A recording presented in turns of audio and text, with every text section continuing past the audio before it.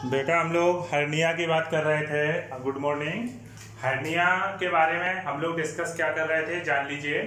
हर्नियम के बारे में अगर हम लोग बेटा बात कर रहे थे तो मैंने आपको बताया था हर्निया क्या रही थी, इंगुइनल कैनाल। जैसे मैं आपको समझा देता हूँ, ये मान लीजिए यहाँ पे कहीं स्कॉटम सैक है, ऊपर क्या है आपका एब्डोमिनल रीजन, यहाँ पे क्या लगी हुई मिसेंट्री। तो ये इस तरीके से स्पर्मेटिक कॉर्ड के द्वारा, तो अगर हम लोग देखें हैं क्या है, ये स्पर्मेटिक कॉर्ड के द्वारा कंट्रोल है, तो यहाँ पे ये मिसेंट्री लगी हुई है। ठीक है, अब अगर ये मिसेंट्री लूज होगी तो ये नीचे की तरफ जाएगा कि नहीं जाएगा।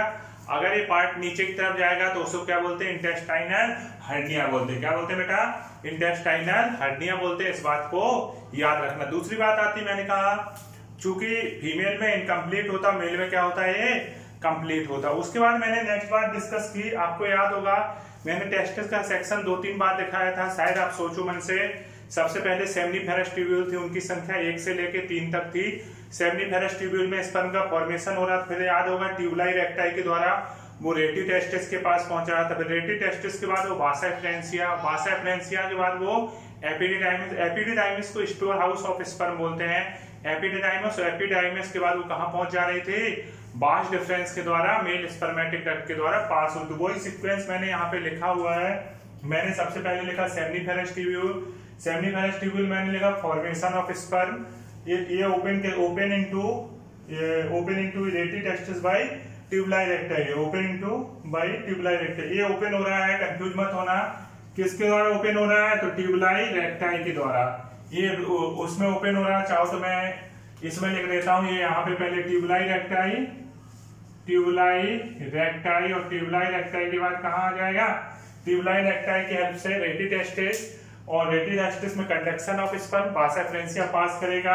एपिडिडाइमिस और वास डिफरेंस दोनों एक ही चीज है। जब वो कॉइल्ड फॉर्म में होता है तो उसका नाम एपिडिडाइमिस होता है, और जब वो स्ट्रेट फॉर्म में होता है वास डिफरेंस। तो इस तरीके से स्पर्म का सीक्वेंस है, वो सीक्वेंस, वो जो फिगर हमने बनाए हुए थे, टेस्टिस का सेक्शन वगैरह दिखाए थे, वो ध्यान से जान लेना, आपको समझ में आ जाएगा। अब हम लोग डिस्कस करेंगे एपिडिडाइमिस के बारे में। किसके बारे में डिस्कस करेंगे, एपिडिडाइमिस के बारे में डिस्कस करेंगे। तो ध्यान से एपिडिडाइमिस को समझना है। हम लोग क्या डिस्कस करने जा रहे हैं, एपिडिडाइमिस के बारे में डिस्कस करने जा रहे हैं। तो बहुत ही ध्यान से समझना है बेटा, हर चीज ध्यान देना है। एपिडिडाइमिस के बारे में जानो।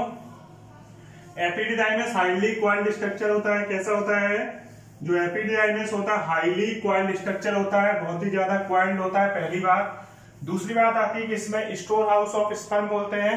क्यों बोलते हैं इसको स्टोर हाउस ऑफ स्पर्म, क्योंकि यहाँ पे स्पर्म स्टोर रहते हैं। एक बात आप याद रखना, मैंने बहुत बार बोली है कि जो छोटे एनिमल्स होते हैं, नॉन कॉर्डेट्स वगैरह हैं, उनमें स्पर्म आपका सेमिनल वेसिकल्स में स्टोर होता है, पर हम लोगों में स्पर्म एपिडिडाइमिस में स्टोर होता है। तो अगर हम लोग एपिडिडाइमिस की बात करें, किसकी बात करने जा रहे हैं, एपिडिडाइमिस। तो एपिडिडाइमिस को अगर हम लोग देखें किस तरीके से एपिडिडाइमिस दिखता है, तो यहाँ पे ध्यान देना, ये हाईली क्वाइल्ड स्ट्रक्चर होता है, तो इस तरीके से दिखेगा।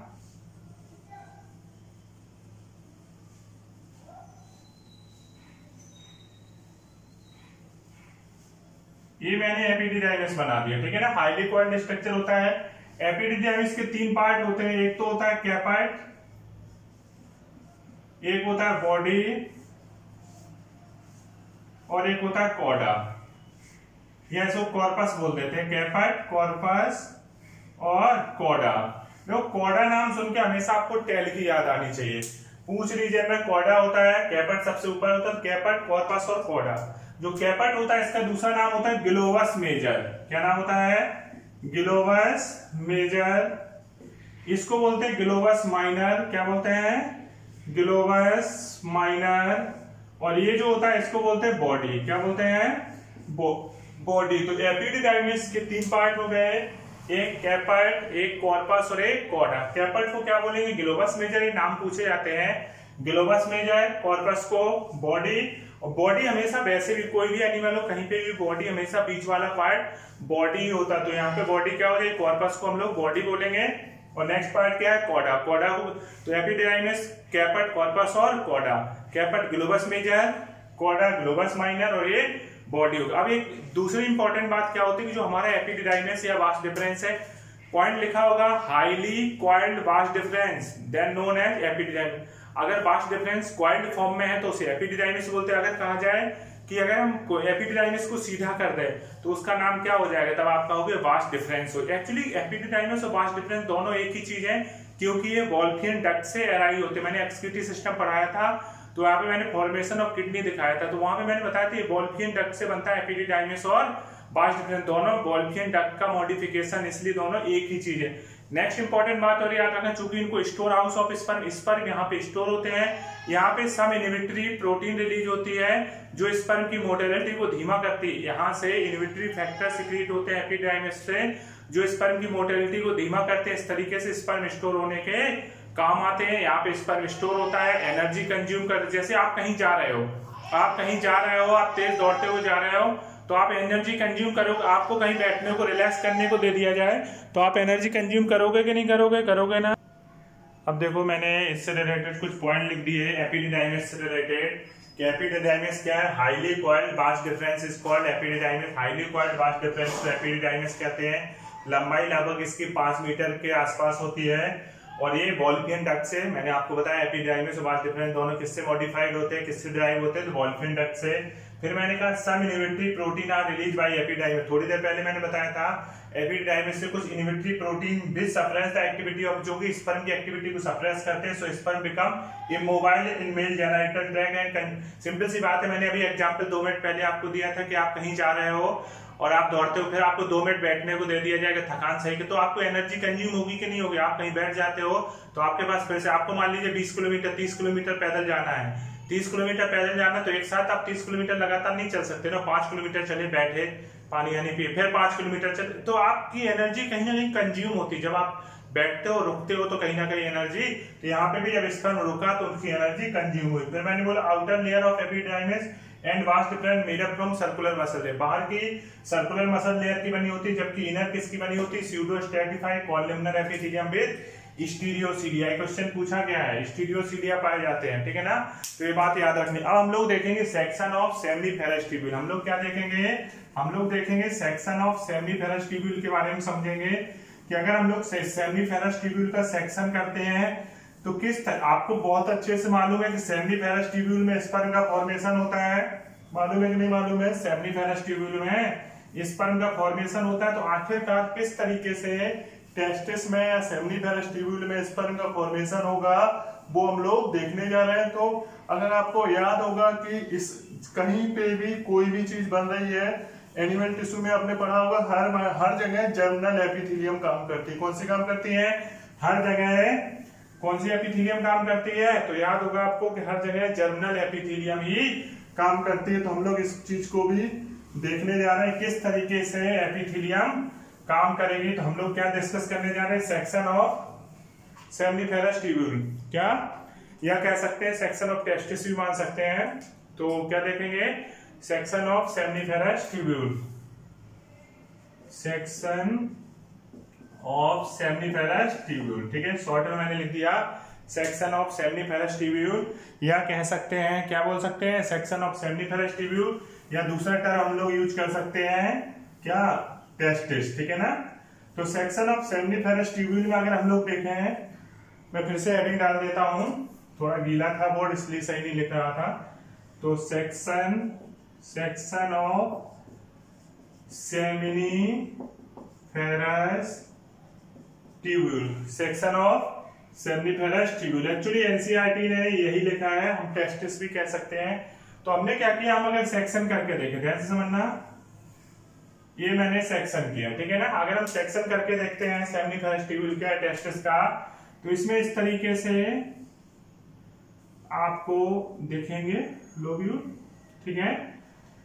ये सेमिनिफेरस ट्यूब्यूल हो गई, ध्यान से समझना। तो सेमिनिफेरस ट्यूब्यूल के अंदर अगर हम लोग देखें, जो सेमिनिफेरस ट्यूब्यूल है उसके अंदर इस तरीके से जर्मिनल एपिथेलियम पाई जाएंगे। क्या पाई जाएंगे, इस तरीके से देखा जाए तो कौन सी एपिथेलियम पाई जाती है, जर्मिनल एपिथेलियम पाई जाएगी सेमिनिफेरस ट्यूब्यूल के अंदर। ये क्या चीज हो गई, इसको क्या बोलेंगे, germinal epithelium, germinal epithelium, epithelium, या इसी का दूसरा नाम क्या हो जाएगा, और करके क्या कर दिया मैंने, कुवाइडल एपिथेलियम, क्या, कुवाइडल एपिथेलियम, जर्मिनल एपिथेलियम या कोवाइडल एपिथेलियम, और ये क्या करेगी, ये फॉर्म और ये क्या बनाएंगी, स्पर्म बनाएंगी।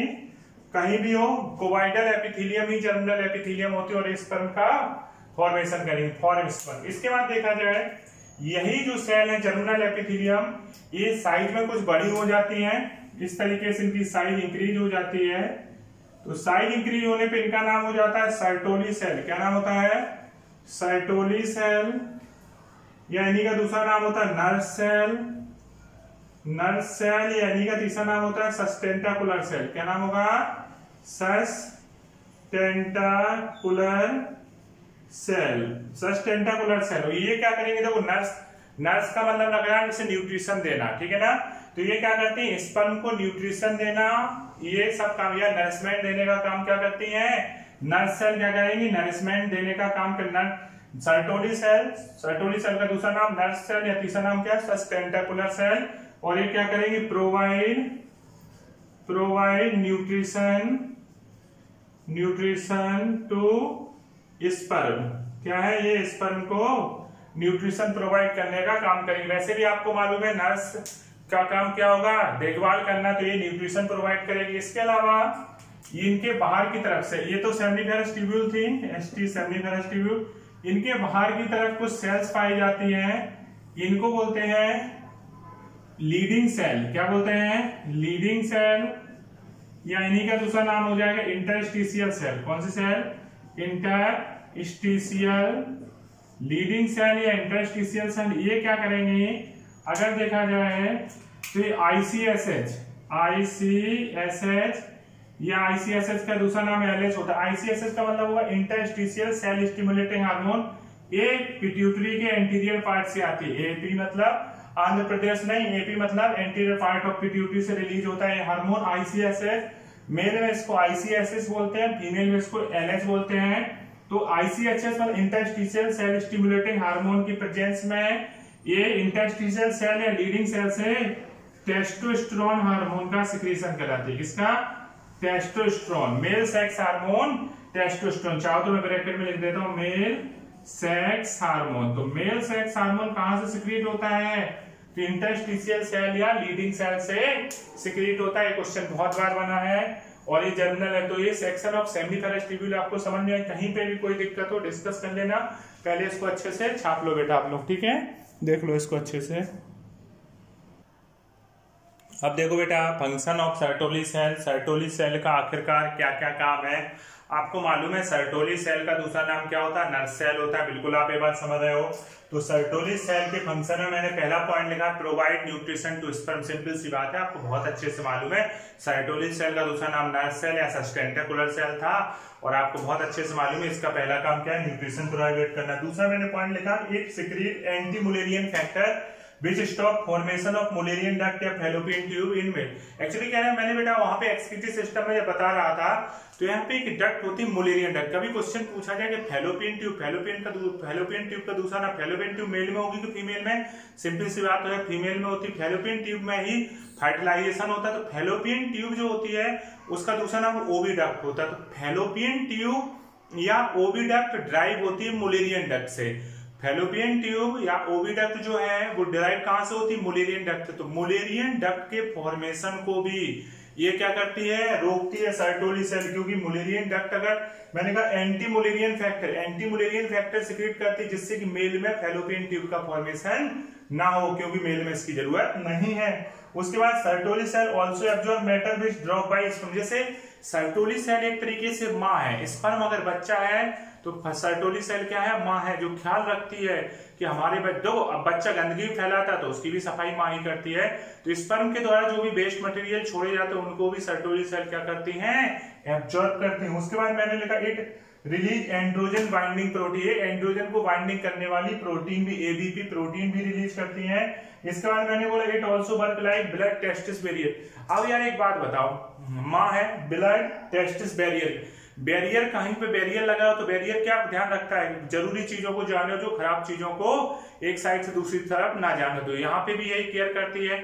यहाँ पे माँ क्या केयर कर रही है, माँ भी यही केयर कर रही है, मतलब सर्टोरी सेल ये केयर करती है कि टेस्टिस को जो न्यूट्रिशन मिल रहा है ब्लड के द्वारा ही न्यूट्रिशन मिलेगा तो प्रॉपर आ रहा है कि नहीं आ रहा, कोई खराब ब्लड तो नहीं आ रहा। तो इन चीजों पे ध्यान दिया जाता है। अब हम लोग पढ़ेंगे जो ग्लैंड है सीमेन के फॉर्मेशन से रिलेटेड, इस पर तो उनके बारे में डिस्कस करेंगे, कहाँ पे कौन सी ग्लैंड पाई जाती है। आपने शायद नाम सुने होंगे पहले कभी कि मेल में 3 टाइप की ग्लैंड होती हैं। एक आपने सुना होगा जिसका नाम होता है, क्या नाम होता है जल्दी बताओ। एक तो ग्लैंड का नाम आपने सुना होगा प्रोस्टेट ग्लैंड, बहुत अच्छे से सुना होगा। दूसरी ग्लैंड आपने एक सेमाइनल वेसिकल्स सुना होगा, और तीसरा नाम आपने एक और सुना होगा जिसका नाम होता है बल्बो यूरेथ्रल ग्लैंड। क्या बोलते हैं, बल्बो यूरेथ्रल ग्लैंड, या उसी का दूसरा नाम होता है कॉपर्स ग्लैंड। तो ये आपने नाम सुने होंगे। तो इन्हीं के बारे में हम लोग अब डिस्कस करने जा रहे हैं, किस तरीके से कहां पे। जैसे मेल की बात करते हैं तो आपको एक बात तो बहुत अच्छे से मालूम है, मेल के केस में आपको मालूम होगा कि यूरिन और स्पर्म या कहा जाए सीमेन को जिसको पास करने के लिए एक ही ओपनिंग होती है। जैसे फीमेल में अलग अलग ओपनिंग होती है पर मेल में क्या होती है, सेम ही ओपनिंग होती। तो आखिरकार जब सेम ओपनिंग होती है, जैसे अभी अगला लेसन जो था रिप्रोडक्टिव हेल्थ, तो उसमें जैसे कि हमने आपको बेसेक्टोमी कराई जाती है, पर बेसेक्टोमी में सीमेन रिलीज होता रहता है, बस उसमें स्पर्म नहीं होता। आखिरकार ऐसे क्यों होता है, तो आज उन चीजों को हम लोग डिस्कस करेंगे। आपको एक चीज याद आ गई कि हमारा एक्सक्रीटरी सिस्टम भी मेसोडर्मल है और रिप्रोडक्टिव सिस्टम भी मेसोडर्मल ऑर्गन है, दोनों एक ही जगह से बने हैं। तो दोनों में बहुत सारी चीजें समानता रखती हैं। क्या क्या चीजें सामान्यता रखती है, जैसे इनका जो फॉर्मेशन हुआ, कहाँ आपने एक चीज देखी, मेल में तो स्पर्म भी वहीं से पास हो रहे, यूरिन भी वहीं से पास हो रहा है। तो कैसे हो रहा है वो चीज हम लोग देखने जा रहे हैं। ये मान लीजिए मैंने यूरिनरी ब्लैडर बना दिया। क्या बनाया, ध्यान से समझना, ये हम क्या बना रहे हैं बेटा, ये मैंने यूरिनरी ब्लैडर बना दिया। ओके, यूरिनरी ब्लैडर में आपको मालूम होगा कि यहां से किडनी से यूरिन आएगा, किडनी से यूरिन आता है, तो यहाँ पे मैंने यूरिनरी ब्लैडर बना दिया। ओके, कोई दिक्कत तो नहीं, यूरिनरी ब्लैडर बना दिया। और यहाँ पे मैंने क्या लगा दिया, ये मैंने आपका यूरेथ्रा लगा दिया। क्या लगा दिया यहाँ पे, या चलो कोई नहीं, इसको ऐसे ब्लैक से ही बना रहने देते हैं। और यहाँ पे मैंने क्या लगा दिया, ये मैंने यहाँ पे यूरेथ्रा लगा दिया।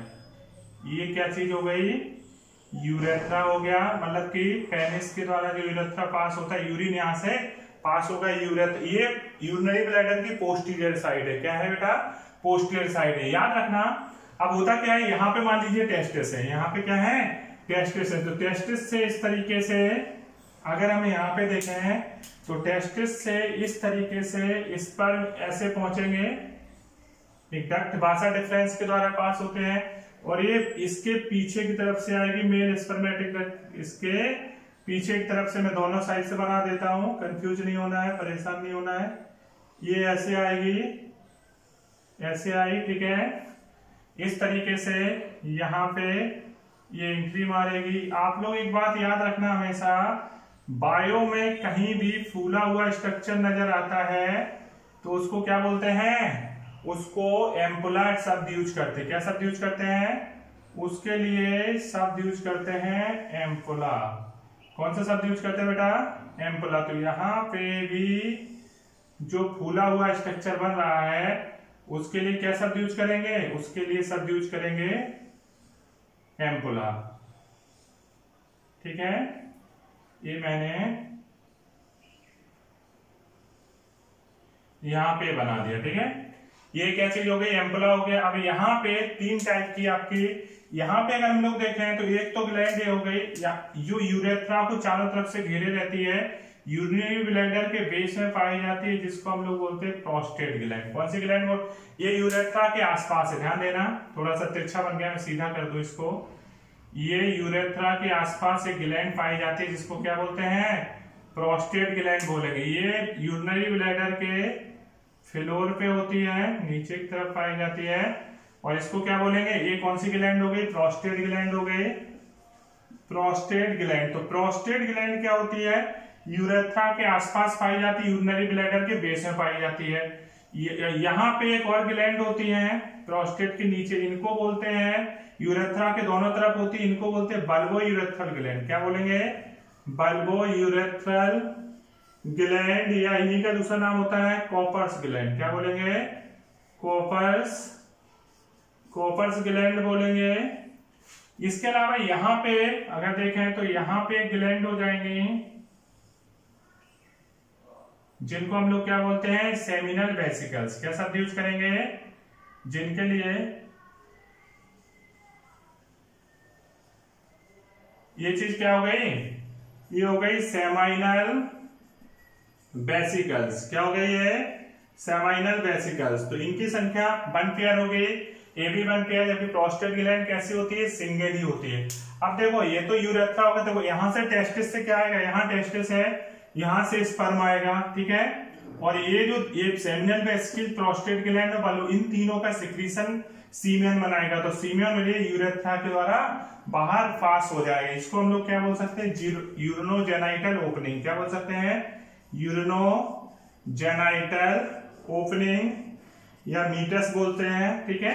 तो ये आपको ये पोस्टीरियर साइड से दिखाई गई तीनों टाइप के कौन कौन सी क्वेश्चन पूछा जाए, कौन कौन सी ग्लैंड है सीमेन के बनाने में हेल्प करती है? तो सेमिनल वेसिकल, प्रोस्टेट ग्लैंड और बल्बो यूरेथ्रल ग्लैंड। तो ये इस तरीके से पोस्टीरियर साइड ये यूरिनरी ब्लैडर बना दिया मैंने, यूरिनरी, और ये प्रोस्टेट ग्लैंड हो गई और ये तीनों ग्लैंड हो गई। यहाँ कहीं टेस्टिस होंगे जिनसे स्पर्म आएंगे और यहाँ से क्या मिलेगा? इसलिए अगर जब वेसेक्टोमी की जाती है तो वेसेक्टोमी यहाँ डक्ट को कट कर देते, तो स्पर्म यहाँ नहीं जाते, पर सीमेन नॉर्मली पास होता रहता है क्योंकि सीमेन तो यहाँ से बन रहा है ना।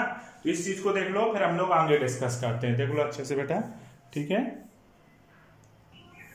अब देखो मैंने इन ग्लैंड्स के बारे में लिख दिया, इनको आपको याद करना है। पहला मैंने लिखा है सेमाइनल वेसिकल्स। किसके बारे में लिखा है? Seminal vesicles. सेमाइनल वेसिकल्स के बारे में पहला पॉइंट मैंने लिखा है, अभी मैंने समझाया भी था, यूरिनरी ब्लैडर के पीछे की तरफ पाई जाती है, आप बहुत अच्छे से जानते हो। दूसरा पॉइंट मैंने बोला फॉर्म 60 to 70% वॉल्यूम ऑफ सीमेन, सीमेन का लगभग 60 to 70% पार्ट बनाता है, बहुत इंपॉर्टेंट है। इसका पीएच 7.3 होता है, मतलब एल्कलाइन होता है। क्वेश्चन पूछा जाए कि सीमेन का जो नेचर है एल्कलाइन मेनली किस कारण है तो सबके कारण, मेनली किस कारण से होता है? सेमिनल वेसिकल्स के कारण होता है, 1 पेयर होती है और इसके सिक्रीशन है फ्रक्टोज, फाइब्रिनोजन, प्रोस्टाग्लैंडिन, सिट्रेट, ये सारी चीजें पाई जाती है। पर सबसे ज्यादा इंपॉर्टेंट है फ्रक्टोज। इसको याद रखना, पीएमटी में पूछा गया है किस ग्लैंड के सिक्रीशन में फ्रक्टोज पाया जाता है। आंसर आप क्या दोगे? Seminal vesicle. दूसरा मैंने बोला प्रोस्टेट ग्लैंड। प्रोस्टेट ग्लैंड के बारे में मैंने लिखा found below urinary bladder, single और लगभग 5 लोग से मिलकर बनी होती है, 30% सीमेन की वॉल्यूम बनाती है। सीमेन का जो मिल्की कलर होता है, मिल्की कलर में होता है, वो इसी प्रोस्टेट के सिक्रीशन कारण होता है। मैंने कहा एक सिक्रीशन ऑल्सो कंटेंट, ये सारी चीजें जो सिट्रिक एसिड, कैल्शियम फॉस्फेट, इन सबको भी कंटेंट करता है। मेन इंपॉर्टेंट बात प्रोस्टेट के बारे में जान लो क्या होती है। देखा गया है प्रोस्टेट ग्लैंड की साइज एक एज के साथ बढ़ती जाती है। कभी कभी प्रोस्टेट ग्लैंड क्या पाई जा रही है? ये मान लो यूरेथ्रा है, मेल यूरेथ्रा है, इसके आसपास से प्रोस्टेट ग्लैंड पाई जा रही है। अब होता क्या है कि प्रोस्टेट ग्लैंड की जब साइज बढ़ेगी तो बाहर तो ये फाड़ के आ नहीं जाएगा, तो ये क्या है कि जो पाइप है, यूरिन पास करने का जो पाइप है, इसके ऊपर दबाव बनाती है। दबाव बनाने से क्या होता है कि चूंकि ये पाइप क्या दबेगा, जिससे यूरिन पास हो रहा है यूरेथ्रा के आसपास, तो यूरेथ्रा को ये दबाएगी। जैसे जैसे इसकी साइज बढ़ेगी तो यूरिन पास करने में प्रॉब्लम होने लगती है। इसलिए बुजुर्ग लोगों में आप देखो देर से यूरिन पास होता है, कभी कभी ऐसा देखा गया। फिर क्या किया जाता है, अगर इसको डॉक्टर क्या करता है, बहुत ही ज्यादा हो गई, कितना ज्यादा प्रेशर हो रहा है कि यूरिन को पास करने में बहुत समस्या हो रही, तो उस केस में क्या करता है, इसको छील देता है, मतलब इसको सर्जरी करके इतनी प्रोस्टेट ग्लैंड को या तो हटा देता है या फिर कुछ उसको कट कर देता है, जिससे कि इस पे प्रेशर क्या होगा, जैसे बढ़ रही थी तो प्रेशर बढ़ा रही थी तो प्रेशर कम हो जाएगा, इस कारण से क्या हो जाएगा, इस कारण से यूरिन आराम से पास होने लगेगा। तो इतना लिख लो, फिर मैं नेक्स्ट ग्लैंड लिखता हूँ, ठीक है, बल्बोयूरेथ्रल ग्लैंड को डिस्कस करूंगा। अब बेटा एक ग्लैंड होती है जिसका नाम होता है कॉपर्स ग्लैंड। कॉपर्स ग्लैंड को बल्बोयूरेथ्रल ग्लैंड भी कहते हैं, 1 पेयर होती है और ये both side of membranes urethra. Urethra के भी बेटा अलग अलग पार्ट होते हैं, अभी हम लोग पेनिस डिस्कस करेंगे तो वहां पे देख लेंगे। तो ये मेम्ब्रेनस यूरेथ्रा के दोनों तरफ पाई जाती है, ओपन कहाँ पे होती है, पेनाइल यूरेथ्रा। फिर मैंने एक चीज रैबिट के बारे में लिखी है, नोट डाल के आता नहीं है क्वेश्चन पर, फिर भी लिख दिया। एक ग्लैंड होती है इंगुनल ग्लैंड। कौन सी ग्लैंड होती है, इंगुनल ग्लैंड। ये ये दो टाइप की होती है, एक होती है पेरिनल ग्लैंड, एक होती है रेक्टल ग्लैंड। दोनों वन पेयर होती है, एक एक पेयर होती है, दो जोड़ी होती है। तो अगर देखा जाए मेल के केस में पेनिस और एनस के बीच में पाई जाती है ग्लैंड, और फीमेल में बल्बा और मतलब फीमेल जेनाइटल ओपनिंग और एनस के बीच में पाई जाती है। इनका सिक्रीशन क्या होता है, ओडोरल सिक्रीशन होता है, बदबूदार सिक्रीशन होता है। जो इसमें जो स्मेल आती है रेबिट वगैरह में बदबूदार स्मेल, वो इसी ग्लैंड के सिक्रीशन से होती है। तो इतना अच्छा आप लोग, फिर हम लोग अब सीमेन के बारे में डिस्कस करेंगे। इतना आप लोग लिख लीजिए बेटा। हम लोग बात करें सीमेन के बारे में, तो सीमेन जो होता है नेचर से कैसा होता है, एल्कलाइन होता है, केमिकली एल्कलाइन। एक बार में लगभग 2.5 से 5 ml तक या 3 to 4 ml रिलीज होता है एक बार में, एक टाइम में। अब सीमेन में क्या क्या चीज पाई जाती है, स्पर्म पाया जाता है, फ्लूइड पाया जाता है। जो फ्लूइड बनता है तो सेमिनल वेसिकल्स, प्रोस्टेट ग्लैंड या आपका बल्बोइरेथ्रल ग्लैंड या अदर जो भी सिक्रीशन है, वो सब मिलके क्या बनाते हैं, इसका फ्लूइड बनाते हैं। फिर मैंने कहा नॉर्मल स्पर्म काउंट कितना होता है, 22 1 ml में लगभग कितना होना चाहिए, 20 से 120। इसलिए माना जाता है एक बार में लगभग 300 से 400 या 200 to 300 मिलियन स्पर्म रिलीज होते हैं, 200 to 300 मिलियन, क्योंकि एक में कितना है 20 से 120, तो लगभग 3-4 ml रिलीज होता है एक बार में। तो 200 से 300 मिलियन स्पर्म एक बार में रिलीज होते हैं। देखो भगवान ने क्या जबरदस्त सिस्टम बनाया। उसके बाद अगर इनकी संख्या 20 मिलियन से कम हो जाए, अगर इनकी संख्या 20 मिलियन से कम हो जाए, तो इस कंडीशन को बोलते हैं ओलिगोस्पर्मिया। क्या बोलते हैं, ओलिगोस्पर्मिया, ठीक है ना। अगर ओलिगो शब्द होता है कम के लिए, अगर कम हो रहा है स्पर्म की संख्या तो ओलिगोस्पर्मिया। और मैं आपसे हमेशा बोलता हूँ ए फॉर एब्सेंट होना। अगर कहीं ए शब्द लगा है, ए का मतलब होता है एब्सेंट होना। ए जो स्पर्मिया का मतलब, अगर स्पर्म एब्सेंट हो रहे हैं तो ए जो स्पर्मिया। अगर मैं कहूं एक शब्द होता है एस्थेनोस्पर्मिया। देखो एस्थेनो से ऐसे लगता है जैसे आहिस्ता आहिस्ता, एस्थेनो मतलब आहिस्ता आहिस्ता। एस्थेनोस्पर्मिया का मतलब क्या, reduce mortality of sperm. Sperm की जो चलने की रेट है वो अगर धीमी हो जाए तो उसको हम लोग क्या बोलते हैं, एस्थेनोस्पर्मिया बोलते हैं। उसके बाद है टेरेटोस्पर्मिया। टेरेटो का मतलब होता है टेढ़ा मेढ़ा। आप लोग याद रखना, टेरेटो मतलब टेढ़ा मेढ़ा। तो टेरेटोस्पर्मिया का मतलब क्या है, स्पर्म अगर टेढ़े मेढ़े हो जाए, उनका स्ट्रक्चर बिगड़ जाए, तो उसे टेरेटोस्पर्मिया बोलते हैं। तो एस्थेनोस्पर्मिया मतलब स्पर्म की मोर्टेलिटी, चलने की रेट धीमी हो जाए तो उसे एस्थेनोस्पर्मिया बोलेंगे। ओलिगोस्पर्मिया का मतलब क्या, स्पर्म की संख्या कम हो जाए तो ओलिगोस्पर्मिया। एजियोस्पर्मिया क्या, अगर स्पर्म एब्सेंट हो जाए तो उन्हें एजियोस्पर्मिया बोलते हैं। और आपका टेरेटोस्पर्मिया क्या, स्पर्म के स्ट्रक्चर अगर टेढ़ा मेढ़ा हो जाए तो उसे टेरेटोस्पर्मिया कहते हैं। इसके बाद हम लोग अब पेनिस के बारे में डिस्कस करेंगे। फिलहाल इतनी चीज आप लोग छाप लो बेटा, ठीक है, ओके।